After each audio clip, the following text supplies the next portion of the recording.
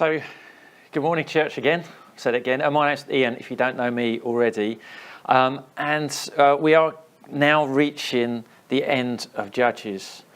So we are going to conclude our preaching series on Judges. And looking back at the whole of Judges, we've been through a roller coaster of a ride. We've been through some highs and successes of Israel doing great things, and also some lows.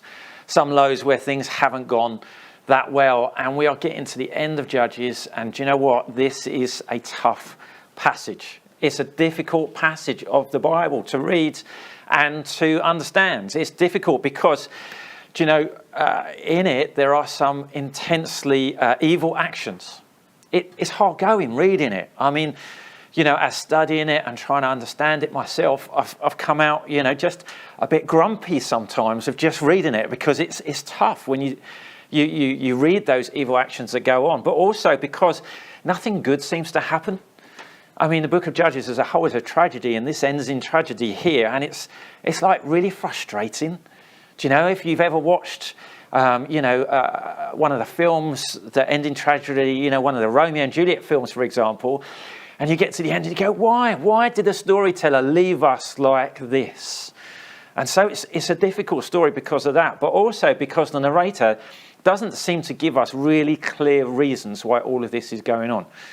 And we have to sort of dig into it and inquire of it within the whole story of the Bible to get that understanding.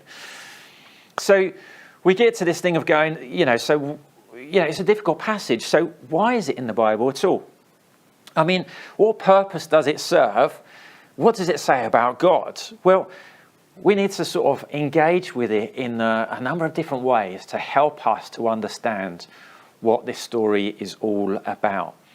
And there's three things I want us to try and think about this morning. Three things to question about passages in it. The first is that we need to realise that there is a distance in culture. Now, it's something that we say quite a lot when dealing with the Old Testament, but it's true. They are a long way away geographically, but it also a long way away in time as well. And so their culture is very different to what we experience here. So we need to ask and inquire of their culture to see if it helps us understand whether we miss relevance of things that are going on.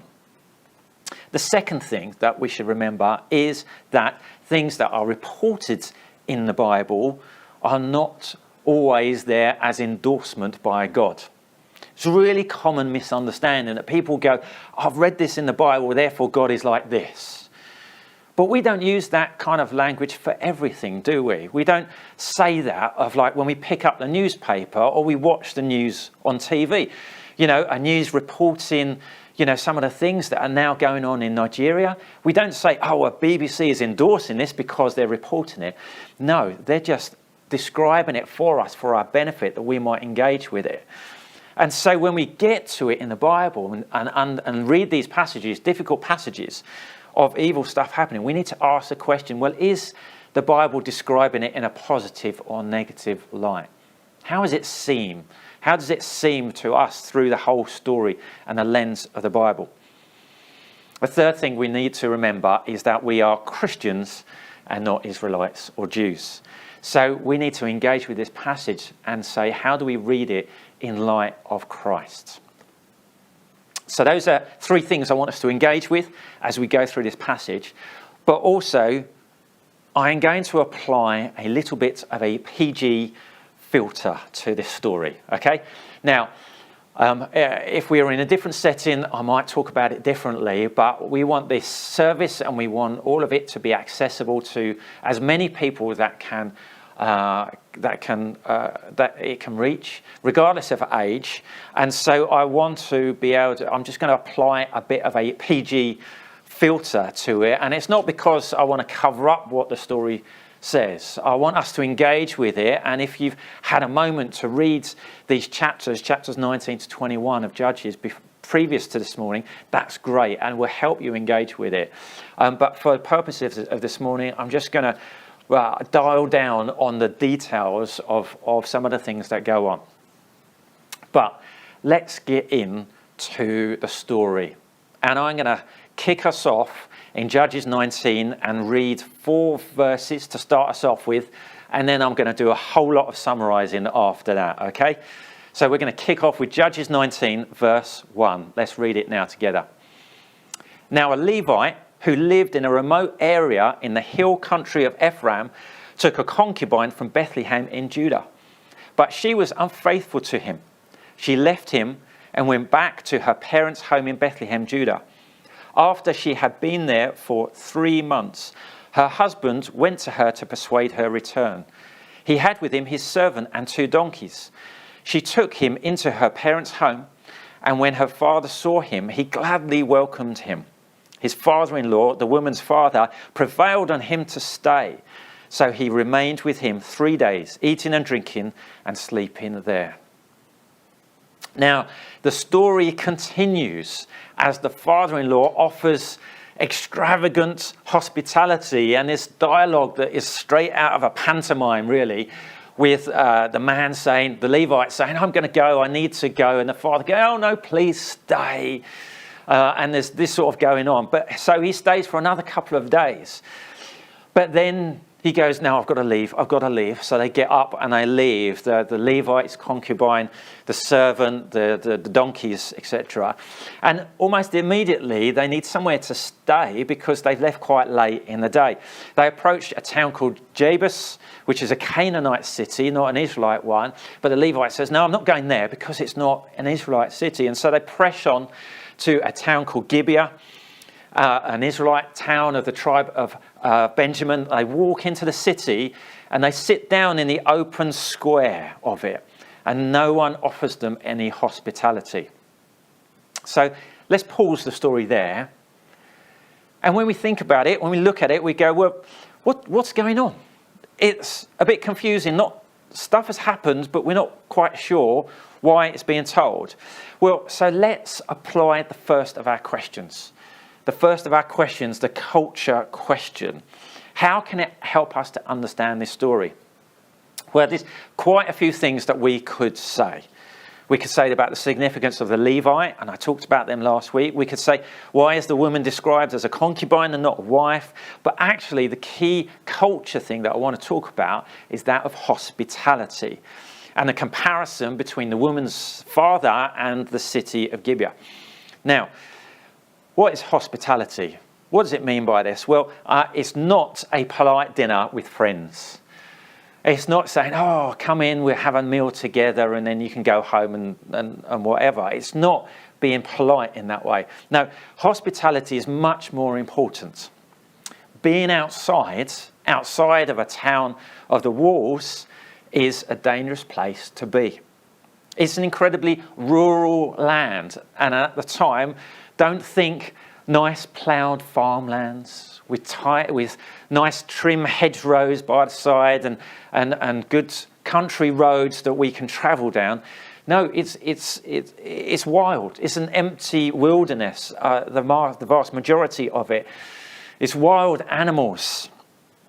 So it's a dangerous place to be, but also because of the climate, it's also dangerous. It's a hot, dry, arid place. So finding water is critical to survival. And where would you go to find water? Well, you go to a town because they have a well. That's where towns are founded, are built up around the supply of water. And so this Levite and his company go off seeking shelter just almost after setting off, not because they fancied a nice eider-down duvets instead of camp beds. No, because it's essential to their survival. They needed it. And it's not like they could check into the nearest travel lodge or Premier Inn. No, they have to seek hospitality from people, everyday people in their towns. And so the culture of the day, hospitality is expected, it's vital, it's critical. Everyone knows that. And so when you offer hospitality, that brings honour to the people offering it, or brings honour to the guests, it brings honour to the town. And not giving it, well, that brings shame. That brings shame that will be well known because people travel around. So the narrator sets us straight off to tell us that Gibeah is a bad place. It's a place of shame. And from here, the story gets worse. So let's continue into the story. I'm going to do lots of summarising here. And as we do go into this story, the second part, let's try and ask the second question. Is the Bible endorsing this behaviour? Is it showing it in a positive or negative light as it reports it? So we continue. The Levite, his troop, they're sitting in the city, in a town square. And along comes another guy who is not a Benjamite. He's a foreigner living in this city. And he lives here, and he immediately goes, "Why are you sitting there? Come to my house and I'll offer you hospitality, I'll offer you lodging." And so they go in, they settle down, they're enjoying nice hospitality, they're eating together, and all is well. However, all is not well in Gibeah. And this is where I'm going to apply the PG filter. The events that follow tie Judges chapter 19 with another part of the Bible. It ties it to chapter 19 of Genesis. In chapter 19 of Genesis is a lot more famous because he's tying this town of Gibeah to another town that is associated with immoral behaviour, the town of Sodom. In Genesis 19, we have the story of Lot, who's Abraham's nephew. His family are threatened with harm from the people of Sodom. And what they do is they try to offer up one of their own to say, this person be harmed. And it's a young woman. They offer up and say, harm this young woman, but don't harm us so we can escape. But what happens is they have two angels that come in and they save all of the family, Lot's family, and they escape. That happens in Genesis 19. In Judges 19, they do the same thing. They offer up one of their own, a young woman, the concubine. Say, harm her, but not us. But unlike Genesis, there are no angels. The events that follow culminate in the death of the concubine. It's a hard story. And the Levite himself escapes harm, and he reacts in the morning without any heart. He shows no sorrow whatsoever, but instead decides that he'd send a message throughout the whole of Israel, telling them of the crimes of Gibeah, telling them the horrible things they'd done, and trying to incite Israel to revenge. Now, as I said, if you've read it before, it's a difficult passage. So let's use this second question. How is the narrator posing this for us? And is it a positive or negative? Well, the strong connection with Genesis 19 really helps us. Because the town of Sodom is referred throughout the Bible as a place of evil and wickedness. Its name is associated with that throughout the Bible, and we know it as well. It's a place that is filled with poison and bitterness. The people of Sodom are abhorrent to God. God can't stand them. They can't come close to God. He throws them out, and it's a place of judgment. They're not allowed to come close. When we get to the prophetic books of Isaiah and Jeremiah, then when God's people turn against him, when they start doing evil things, then they are said to be like people of Sodom. They are cast out of God's presence. God treats them like the people of Sodom, that they are worthy of judgment and they are abhorrent to him. And in the Genesis story, God doesn't allow the situation and the people of Sodom to continue. There is judgment and the city is destroyed. Now, here when we get back to Judges, well, when the narrator, he copies language. He copies phrases from Genesis 19 into Judges 19. And he's saying, associate this place with this place. Associate not only the place, but how God feels towards it as how God felt towards Sodom. That he is appalled by the evil that is going on. And it deserves judgment. So when we reflect on our question, is the narrator putting this in a positive or negative light? Oh, it's definitely negative. That God is, as I say, appalled by it and feels that this is judgment, this is evil. It's reported in the Bible, but also this feeling from God is really important to get across. So let's move on to the third part of our story and go to conclude our story. And as we do, we're going to ask this final question: how do we read this in the light of Jesus Christ? Well, I'm going to summarize 2 whole chapters in a couple of sentences, in a couple of paragraphs. And what happens, the story, that the message has gone out through to Israel, and Israel comes together. And they come together to carry out judgment upon the men of Gibeah. But the town of Gibeah is in the tribe of Benjamin. So they come to Benjamin and say, give up these men. We want to judge them and destroy them. But Benjamin doesn't give them up. And so what happens is civil war. And we get this description of some battle skirmishes where Israel lose some men. But Benjamin is finally defeated. And the Israelites themselves come in to destroy the city. They destroy and kill everyone in the city, apart from 600 men who go off to escape. And Israel comes back together. The 11 tribes, they come back together, and they suddenly have a turn of heart, and they weep for Benjamin. Benjamin is one of their own. Benjamin is one of the tribes, the 12 tribes of Israel, who God has ordained and put them together.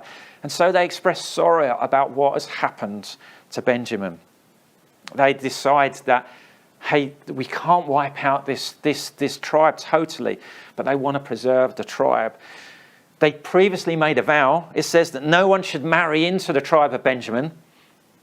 But now, without any wives, these 600 men, this tribe is going to perish. So they do something just awful. And they act immorally, and they give women against their will to the survivors of Benjamin. And so the story ends with Benjamin surviving. And that's it. And again, to be honest, the earlier questions about culture questions, about asking how the narrator puts it in the light, these are useful questions to ask again about this bit of the passage. We should ask them again. But I'm going to move on to the third question: how do we read it in the light of Christ? And if you're used to reading some other stories, that you might think, well, it's an example of God using the weakest, that surely Benjamin is going to rise up, and Jesus is going to be from the line of Benjamin. That would be the story that comes across in many other places, but Jesus wasn't. He was from the tribe of Judah. Benjamin himself, the man Benjamin, was the youngest of the brothers. Yet the tribe has some of the strongest warriors in all of Israel. The theme of the narrator in Judges is that everyone did what they want because Israel had no king. And do you know what? This is partially resolved when we get to the first king. The first king crowns King Saul because he's from the tribe of Benjamin. And so maybe we could say that. Maybe we could say that this is a story where God raises from the weakest, from the ashes, should we say. And certainly good things come from Benjamin. We roll forwards into the New Testament, and the Apostle Paul is from the tribe of Benjamin. So we could say that. But is that really how we should read it in the light of Christ? I don't think so. I'm just going to pan out a little bit and look at the whole story of this 1921. And actually, a really important point is that no one is named. Everyone is anonymous. The Levite has no name. The concubine, the father-in-law, the hospitable man in Gibeah, none of the men in Gibeah are named. They are all anonymous. And by this, the narrator infers for us that this is typical behaviour across Israel. That the Levite is every Levite, abandoning his post, not doing the role that he's supposed to. That the woman is every woman abused by people in authority. The people of Gibeah is representative of the behaviour that goes out throughout Israel. And although Israel comes together to bring justice against the evil, in effect, they are all guilty. And so the story is a stark reminder that evil pervades every people, every tribe, every nation, every culture, every race. And we need to face up to the evil that is throughout mankind. This morning we've been talking about events in Nigeria. about the evil that is going on, the abuse of power and the killing of protesters. But we could pan out more and look across the globe and see the state persecution of the Uyghur people in China's northwest, where there's more than 1 million people in state re-education camps against their will. The horrific treatment of the Rohingya people in Myanmar, where entire villages and horrific events have been going on for years. There's almost 1 million people, again, in refugee camps in Bangladesh. The war in Syria, which has been going on for years, where now 5 million people have had to flee the country, fearful for their lives, that they've been victims of all the events that have going on. And now they're refugees, having lost everything. And that's just a few of the ongoing humanitarian crises that are going on throughout the world. There's over 40 active conflicts that are continuing across the world, where people die every day, not just from armed conflict, but from direct, targeted persecution. The story of Judges tells us that without God's direct intervention, left to our own devices, that all mankind is going to end up this way, where oppression, where brutality are the answer to every kind of conflict. And what the book of Judges points to, the psalmist in Psalm 53, well, he summarises here. Everyone has turned away, all have become corrupt. There is no one who does good, not even one. The writer to the Ecclesiastes, well, he writes this way: surely there is not a righteous man on earth who does good and never sins. But thanks be to God that this isn't man's world. We aren't the sole rulers in charge of the earth. Thank God that we are not the masters of our own fate. We are not in control. This is God's world. It's his creation that he declared that was very good. It's his work and he is its father. He's our father, and God will not leave us up to our own devices. Thank God that the story of the Bible doesn't end with Judges, that Israel is reborn in effect and is reshaped. But when we read it in the light of Christ, we remember that God intervenes, that God works, not just to hold back evil in the world, but he works to bring the solution to the problem of sin and evil in us all. The solution is Jesus Christ, who, as we're seeing, stepped down from glory to wear my sin and bear my shame. You know, too often the focus of the cross is just on God's love. That people say things like, if I was the only person on earth, then God loves me so much, he would still die for me. Well, if that's true, then the reverse is also true. If you were the only person on earth, that God would still have to die for you. It's not God's love that necessitates the cross. It is our sin. But thank God for the cross. Thank God that he has a solution, that he is the solution to all of our problems. And when we read Judges, we weep. We weep for the sin that pervades mankind. We read for the outworking of it that is in every heart and every mind and every soul. We weep also for the cross. That Jesus, the things that Jesus did to go to the cross, the things that he did, but the things that he had to do for us. But when we weep, we remember the hope that he has put in us. That one day God himself will wipe away every tear and death will be no more. Neither shall be mourning, neither crying, no pain anymore, for the former things will have passed away. Thanks God. Thank you, God, so much that you did what we cannot do. You came to save us where we could not save ourselves. Let's respond in that. We're going to respond in a song. where we praise God for all of his works, for Jesus Christ, that he is our Saviour. He has done it all where we couldn't. In Jesus Christ, our living hope. Let's worship.